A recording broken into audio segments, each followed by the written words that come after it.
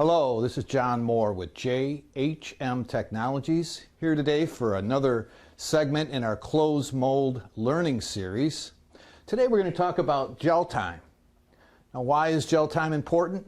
Well, stay tuned because we're going to talk a lot about gel time. It's a lot more than a specific number or a few minutes that we request in our ordering of the resin.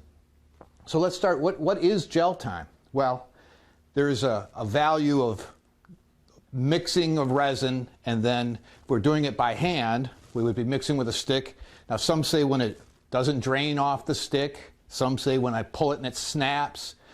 That momentary timing is a little bit arbitrary to the specifics of this discussion today. The point of it is, once it's gelled to a point that it certainly is not going to flow. No argument there.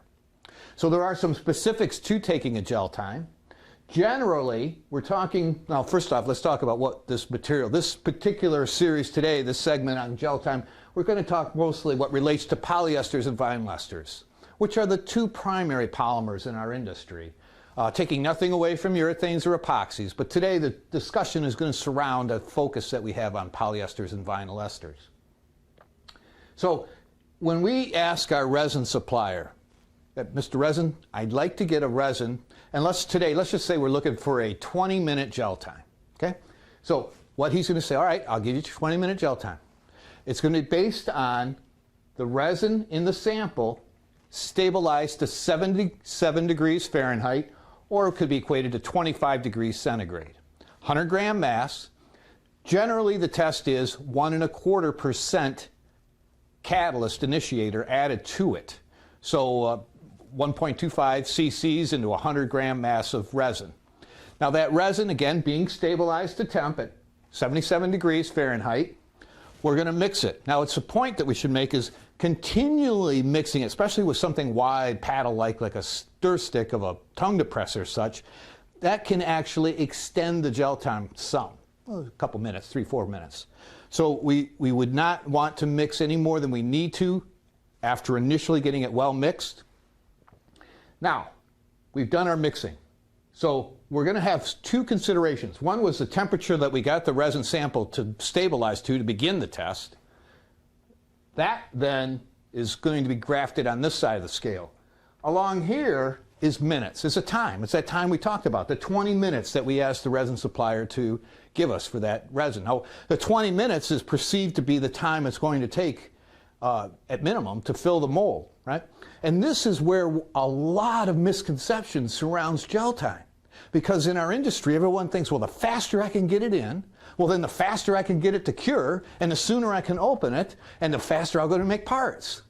All logical intuition, but it's not all true. So first off, the gel time is what we've said, is the moment that it's not going to flow. There's no question that resin is not able to flow at that point. Now, there are other considerations. We said this duration of time. Now, some resins, we mix the catalyst in, and it stays very liquid. We're talking here 20 minutes. It could be several minutes into that, and you cannot subjectively see any change in viscosity. There are other resins, and urethanes are real notorious for this, but you mix into the polyester, vinyl ester, the catalyst, and within a few minutes, we're already starting to see the viscosity change. Or, for lack of a better word, it kind of looks snotty, so there are lumps in it. Well, that type of resin has a whole different characteristic to its ability to flow through the mold over the course of that 20 minutes versus the resin that remains very liquid, and then just as it's approaching gel begins to thicken. And you can see it looks like a bit of a gelatin if you shake the cup a bit. That's a different type of flow. Right away you say, well, yeah, that makes sense. Well, there are great differences when the resin guy comes in. He says, well, yeah, I got a 20-minute gel time. Oh, and this resin is going to save you 15 cents a pound, and I got 20 guys using it. It's working great. It's not working on your application 20 times with the same. So those comparisons are not the way to select a resin. So let's go back to what's going on that's specific to this discussion. We want a resin that's going to flow for the amount of time it takes to get to the vent. Flow freely or not build a significant viscosity before the mold has filled. Now, ideally, we do then want to cure it as quickly as we can, right? We want to get that mold open and start this process over again. Fine, but the rate in which it cures has a significant impact on our process. So how do we identify what we're looking for? We're constantly talking here in this discussion about time. So we said 20-minute gel time. Bang. 20 minutes. That resin clearly is not going to flow through the mold. It won't run off the stick. In fact, it snaps right off. Okay. Now, though, we could have the same resin. So there's two things I'm going to talk about here. We could have the same resin, and we could promote it one way or another to cure very rapidly or to cure more slowly. In other words, there's a primary initiation to the promotion. In other words, most commonly it's a cobalt metal salt. Secondary promoter is what's going to pull that cure through, generally in amine, dimethylaniline, diethylaniline, dimethylparatoluidine. There's various other secondary promoters that are going to pull that second end of the cure in. And those are the ones we really are going to find have a big impact, but so does the reactivity. This is a key, the reactivity of the resin.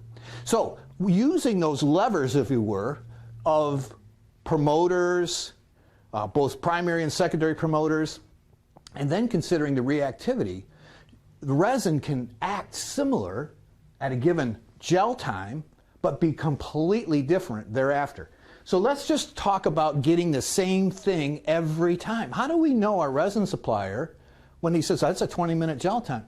Well, the certificate of analysis is going to give you, beyond the gel time, it's generally going to list the peak exothermic temperature and that duration of time to peak. That's something to watch and check very closely. What does that mean? All right, so let's look at that. Here's a 20 minutes, and sure enough, that resin gelled right on time. That's great. But now let's look at this. Now let's see our scale, 50 degrees to 300 degrees Fahrenheit. It is not uncommon that a 100-gram mass at initiating at 1.25%, starting out at 77 degrees, can easily get to 300 degrees. Some can get much higher. So we've got this one.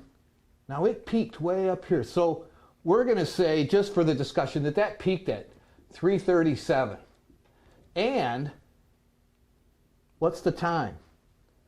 Well, it's about halfway. So we're going to say it took 25 minutes, or there was a duration of 5 minutes. 5 minutes from when it gelled to when it peaked. Interesting timing and interesting value to consider. Okay? Now let's look at another one. Gelled in 20 minutes, peaked at, let's say, 300 degrees. But let's look at this. That time, we're going to call it 28 minutes. Interesting.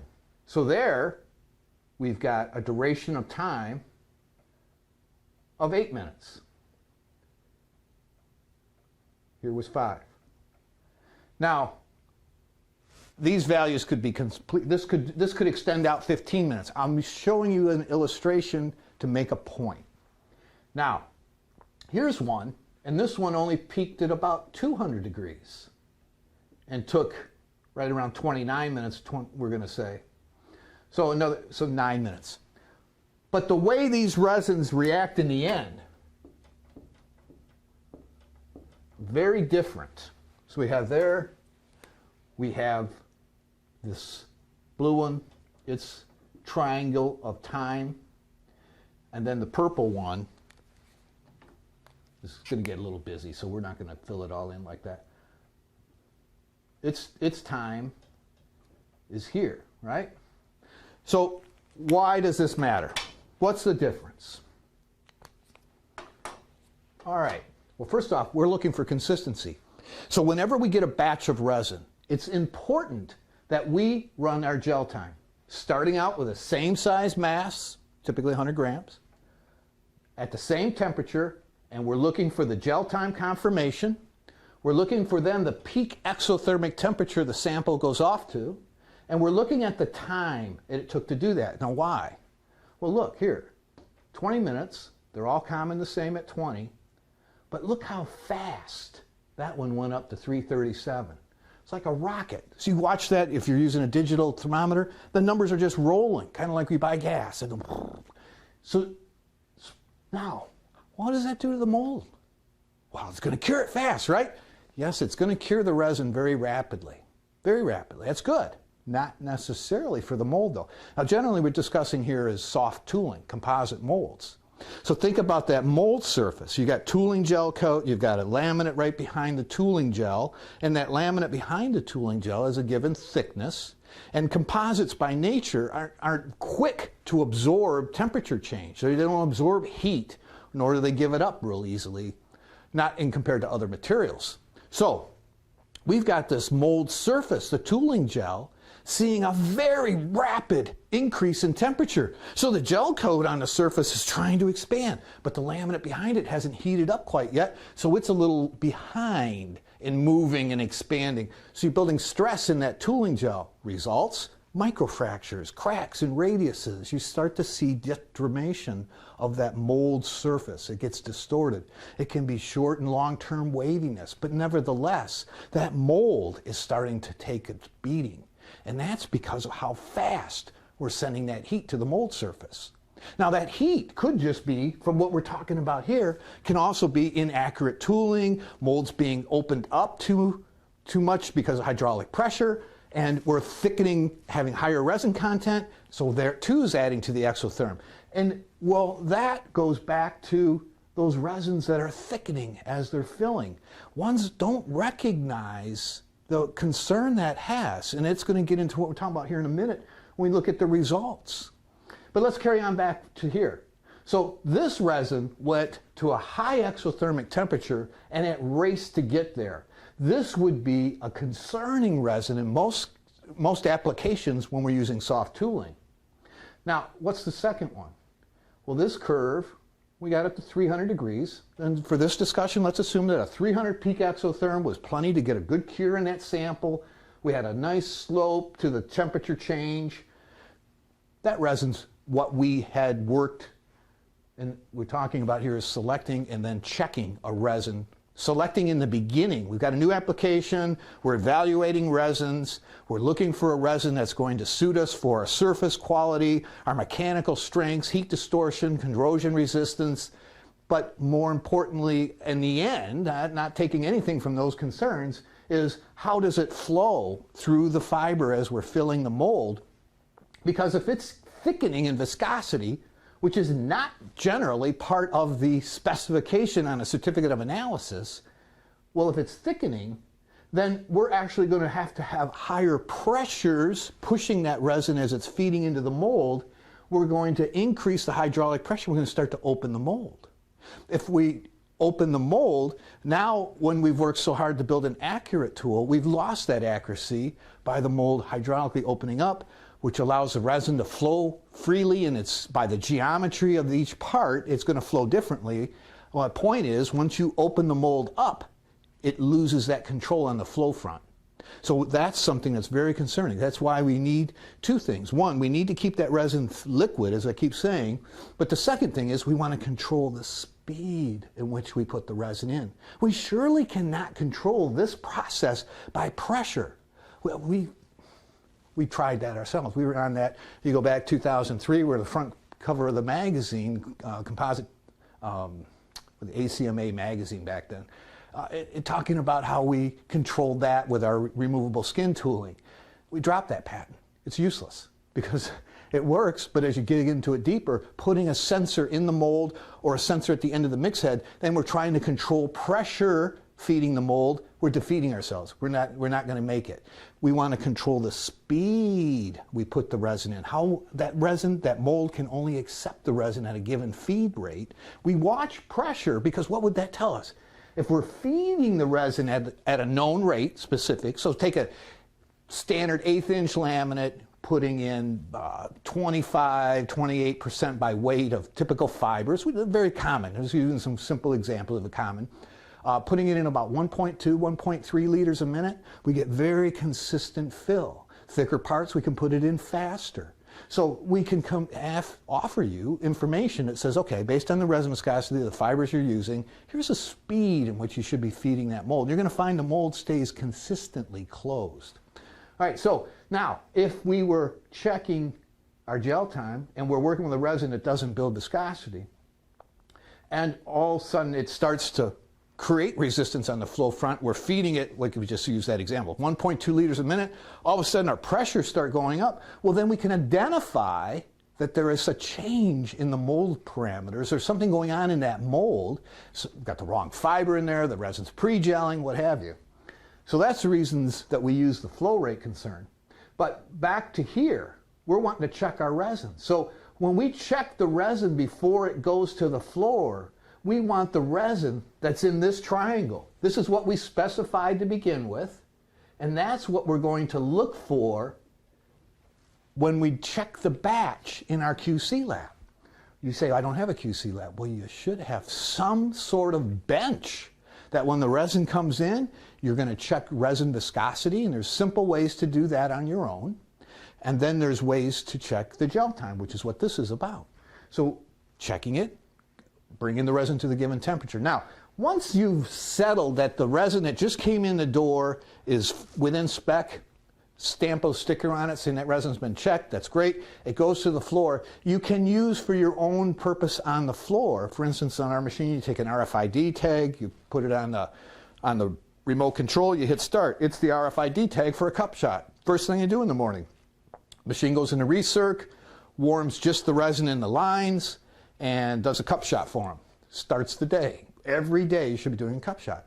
And that cup shot's not necessarily at 100 grams, and generally it's at a higher temperature. 90 degrees is usually what we've got it set at. But back to this. We're wanting to be certain that we're getting the resin in the same reactivity every time. Now, peak exotherm, time to peak is what we're talking about. We're talking about gel time, we're talking about the resin flowing, and those are the critical concerns. Now let's talk about why does that matter to us in the mold. Well, I have mentioned that resins going off very hot, very fast, stress that mold. I've talked about resins that pre-gel or begin to thicken rapidly before they gel, causing hydraulic concerns in the resin flow and often opening the molds up, which is a very common problem. But one of the most common problems we hear, we field a lot of tech service calls each week for molders around the world, literally call up and they're having one problem or another with their molding operation and they want to talk about it and get some input. Most often it's dry spots, or it's air entrapment in radiuses, or even on subtle changes in part surfaces, they're getting air entrapment. Well, think about it. If that resin's pre-gelling, and I don't mean pre-gelling so much that the stick will snap or it won't, but thickening much more than they recognize, well, then you're going to have dry spots because the resin is flowing and mold's opened up. So now the resin, well, I don't need to continue filling that pocket. I'll just flow down here and I'll get myself to the vent and I'll be done. So this gel time has got to be checked. And you know, the interesting thing I'll ask once I call up, I said, well, what's your gel time? Well, I haven't checked it. They haven't even checked for the 20-minute gel mark, let alone peak or time to peak. That's not something that's checked most often. Well, I ordered the resin, it comes in. Interestingly, and I want to make sure I say this, the resin companies do a darn good job today. Interestingly, they are most often on track. What you originally ordered, in other words, very beginning, new application, hey resin man, I've got a new resin or new application here, I want a resin, what do you recommend?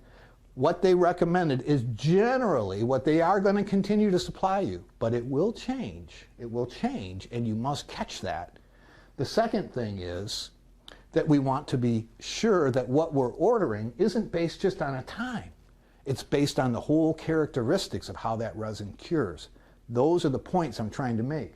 Now, when we get down to the end results, I've alluded to the dry spots and entrapped air. Very common problem. I'll walk into a shop and I'll say, oh my gosh, you look at the part and it's obvious, I think, but they don't always see it. The resin clearly was pre-gel. Sometimes you can see a pre-gel so vividly that it's obvious the resin filled and then more resin flowed over the top of itself. You can tell that there's resin cured over the top of previous resin. That's an obvious pre-gel. Other times it's very subtle. You have to look at the part surface and you can tell just by the texture of that surface that that resin was turbulating and it was beyond a good flow of viscosity. We've talked about mold stress and cracks. Very common from these peak exotherms and rapid spiking in gel. Mold scumming though. I've been talking a lot about the resin going too hot too fast. But what about this one here where it only got up to 200 degrees? It took that peak and it drug it out over time. Because I said to you that there's primary and secondary promoters and there's reactivity. So let's just say they've done all they can to bring it in a primary promoter to get us in that 20-minute time. There's only so much you can do to pull the cure in if the resin's not reactive enough. If it's not reactive enough, you really can't speed it up enough on the secondary cure without shortening the gel time up considerably as well. So on this basis, what are we going to see? Well, sluggishness big time affects mold scumming. So mold scumming is a factor of the polystyrene that's in the resin. So we have a styrene monomer in either vinyl esters or polyesters. Could be vinyl toluene, could be methacrylates in there too, but generally styrene. Okay, so that styrene has become initiated inside the chemistry when we mixed in, just as the polymer, the polyester vinyl ester is. Now, while that part, just as the mold is opening, think about that surface, that B side of the part, we're opening the mold. If that is still going off hot, and I open that mold up, that mold temperature is going to be slightly cooler. You'll find the polystyrene collects, condenses right on the mold surface. I say that to ones, they go, you know, that makes sense. I've seen it just rolling off the mold like liquid. Just, yeah, it's the polystyrene that condensed on the mold, and you can actually see it in liquid form. But generally, you don't see it quite that vividly. You'll see it build up, and then it'll start to build up. Well, then the molding operator, he knows how to cheat. He puts a little blue wax on there and away he goes. Then that carnauba wax and the polystyrene mix and you get a really gritty surface buildup that continues to degrade the surface of that mold. So mold scumming can be from a sluggish cure. It can also be from opening the mold too soon. Now we're not going to talk about that in this video, is how to know exactly when to open the mold. But to rely on the tube break or the tube bend and then the resin not going back together, not the best way to know that's when to open the mold. Now we'll have another video on just that.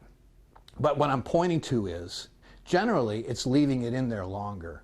Normally. I went to a marine account recently, and while they had a lot of things that they should be doing differently in the closed mold, one thing is their molds looked pristine. And I'm talking they're making 80, 90 parts a shift. I mean, these are a lot of small parts.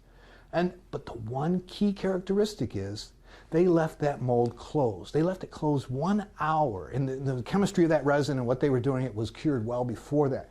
If they were going strictly by bending the tube, it'd have been far sooner that operator been over there trying to lift the lid off. It was just a practice they had, and that practice was well beyond the cure time. So most operation was, oh no, it's not right. Well, their molds looked good. They really did. They needed some help on loading the glass, which is another main concern in our process, but their molds look good. So that opening too soon and allowing the materials to condense is just a downhill spiral. Now surface finish, if it's curing too rapidly, especially in radiuses, you get the heat shrink, especially if it's inaccurate, especially if the mold's been lifted during injection and you're thickening it, so now your resin rich even more so in the corners, then you're going to see that surface distortion. But if it's sluggish, you won't get that profile either. If you look at the part surface, it's just not as pristine as it could be. So this gel time has a major impact on entrapped air, dry spots, mold life, mold maintenance, scumming, and surface finish, just to name 4 primary things. So in summary, we not only want to check the gel time, we want to check the peak exotherm and the duration of time that peak occurred. We want to record that for every batch, and we want to have made our original mold resin process application, all this coming together, that resin that we spec'd in wasn't just because allegedly 20, 25 others are using it. It was because it gave us enough time to fill the mold. It didn't spike the temperature and cook the mold and crack it, but yet it cured well enough that we can make an overall process operate day in, day out, like thermoplastic injection molding. You know, that's the whole point, friends. We can, with some coaching and engineering on your process, get you to consistency every day. Be it equipment, molds, or coaching, we're here to help. This is John Moore. Thanks for listening.